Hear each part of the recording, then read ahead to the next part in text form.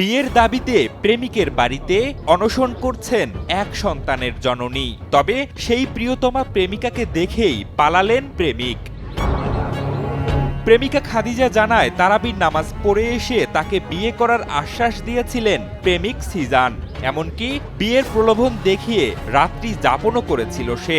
এরপরও বিয়ে করতে অস্বীকৃতি জানায় প্রেমিক। তাই নিজের ভালোবাসাকে আদায় করে নিতে প্রেমিকের বাড়িতে অবস্থান নেন প্রেমিকা। যে ছেলে তারাবির নামাজ পড়ে এসে মাথায় হাত দিয়ে বলতে পারে যে আমি তোরা ছাড়া বিয়ে করবো না, তাহলে এটা জোর করে কথা বলছে না। যদি সে যদি আমার ভালোই যদি না বাসতো, তখন ধরা খাওয়ার পরে কিসের জন্য আমার সাথে আবার দেখা করতে গেল, আর কিসের জন্য তার ফোন বাড়াইতে দিল। ঘটনা জানাজানির পর পুরো এলাকায় চাঞ্চল্যের সৃষ্টি হয়েছে এবং উৎসুক জনতা সিজানের বাড়িতে ভিড় জমাচ্ছেন। দীর্ঘ 8 মাস ধরে যা আশা করতেছে আশা করতেছে ওরে মানে ওর একটা পরবর্তী দিয়ে দিলি তার বাপ দেয় বিদেশে টাকা পয়সা লোক লালন সাথে গরিব মেয়ে, তো ওই লোভে পড়ে গেছে, পড়ে যায় মনে করে খাচ্ছে 2 রিকাত নামাজ পড়ে মসজিদে 2 রিকাত নামাজ হয়েছিল, 2 রিকাত নামাজ পড়ে এসে ঘটনাটি ঘটেছে গোপালগঞ্জ জেলার কাশিয়ানীতে। রবিবার রাত থেকে কাশিয়ানী সদর ইউনিয়নের জঙ্গল মুকুন্দপুর গ্রামের প্রেমিক সিজান খন্দকারের বাড়িতে অবস্থান নিয়েছে সেই প্রেমিকা। সিজান ওই গ্রামের জিয়া খন্দকারের ছেলে। ঘটনার পর প্রেমিক সিজান বাড়ি থেকে পালিয়েছেন।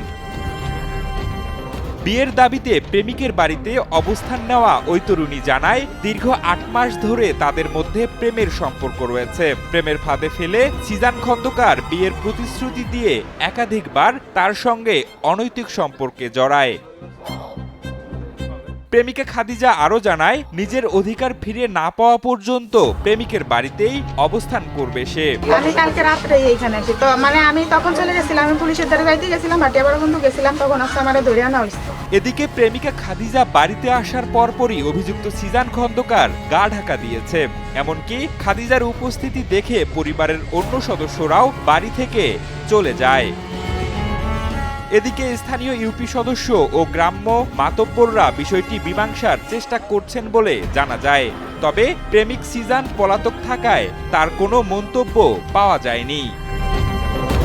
এদিকে কাশিয়ানী থানার ভারপ্রাপ্ত কর্মকর্তা মোহাম্মদ মাহফুজুর রহমান জানান, ঘটনা জানতে পেরে ওই বাড়িতে আইনশৃঙ্খলা বাহিনী পাঠানো হয়েছে।